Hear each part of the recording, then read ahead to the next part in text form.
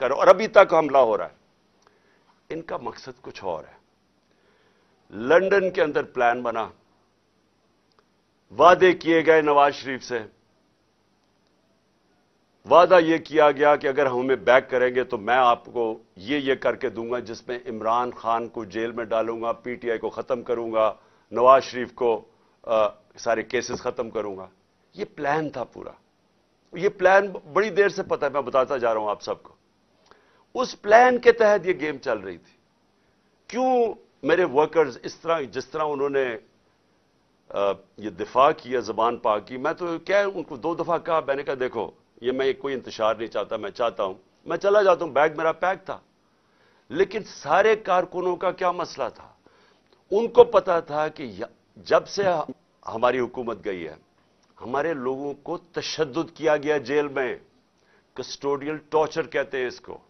Jail کے اندر تشدد کیا گیا، اعظم سواتی، شہباز گل، ہمیں پتہ ہے ارشد شریف سے کیا ہوا، ہمیں پتہ ہے سوشل میڈیا کے لڑکوں سے کیا ہوا، اور ہمیں پتہ ہے کہ وہ درویش، وہ جو اسپیشل انسان تھا جس کے پاس پیار کے علاوہ کچھ تھا ہی نہیں، ذل شاہ سے کس طرح انہوں نے اٹھایا اور اسے تشدد کر کے قتل کر کے سڑک پہ پھینک گئے۔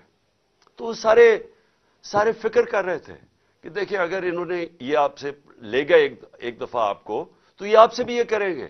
اس لیے انہوں نے رات سے وہ مقابلہ کر رہے ہیں ان کا، صرف اس وجہ سے۔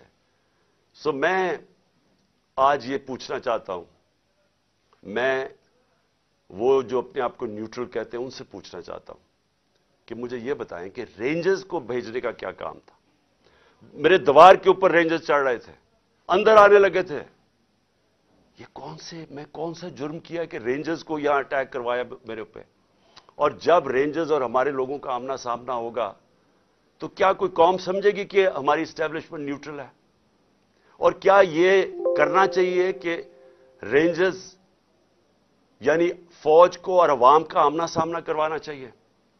جب ٹی ایل پی آ رہی تھی اسلام آباد کی طرف تو مجھے تب آرمی چیف نے کہا تھا کہ ہم بالکل فوج کو سیولینز کے سامنے نہیں لے کے آئیں گے۔ تو اب کیوں آ رہی ہے؟ کیا وجہ ہے؟ کون سا جرم ہے؟ کیا جرم کیا میں نے؟ اور کیا وجہ ہے کہ اس طرح کی بے دردی سے، جس طرح کا ابھی تک سب کو یہ جو شیلز مارے گئے ہیں، گولیاں چلائی گئی ہیں، یعنی یہ کیا جمہوریت ہے؟ کیا ہم نے کبھی ہمارے 3.5 سال میں کبھی کسی کے اوپر 3 لانگ مارچز دی، پروٹیسٹ تھے، کیا ہم نے کبھی کسی کے اوپر یہ کیا؟ تو یہ کیا وجہ ہے؟ اس کے پیچھے کیا ہے؟ ہم سب سوال پوچھ رہے ہیں، ہم سب حیران ہیں کہ اس سب کا مقصد کیا ہے؟ چاہتے کیا ہے؟ کیا یہ وہ ساری وہی ایک تسلسل ہے کہ کسی طرح تحریک انصاف کو دیوار سے لگاؤ، لیکن اس سے بھی زیادہ عمران خان کو مائنس کرو بیچ میں سے، اس لیے پکڑنے آئے تھے؟ اور دیکھیں میں آج اپنی ساری قوم کے سامنے کہہ رہا ہوں کہ دیکھیں میں نے پوری کوشش کی ہے جب سے میری گورنمنٹ گرائی گئی ہے کہ کوئی میری وجہ سے اس ملک میں انتشار نہ ہو۔ ہم نے سارے پرامن 70 جلسے کیے، سب پرامن۔ جب کوئی انتشار کا وقت آتا تھا، جب انہوں نے اسی طرح ہمارے اوپر ظلم کیا 25 مئی کو پچھلے سال، میں نے کینسل کیا، میں نے اس کو ختم کر دیا دھرنے کو، کیونکہ مجھے ڈر تھا کہ اب انتشار کی طرف جا رہا ہے۔ اس کے بعد 26 نومبر لاکھوں لوگ جمع تھے وہاں اس وقت پنڈی میں۔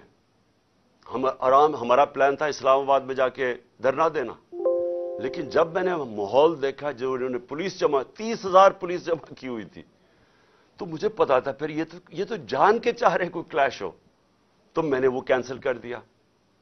ہم نے 8 مارچ کو ایک پرمیشن لی ہوئی تھی، انہوں نے ہمیں شام کو پولیس نے پرمیشن دی تھی کہ اپنی الیکشن ریلی جو ہم نے اپنی 30 اپریل کی الیکشن کے لیے کرنی تھی، پرمیشن ملی ہوئی تھی، روٹ اپرووڈ تھا۔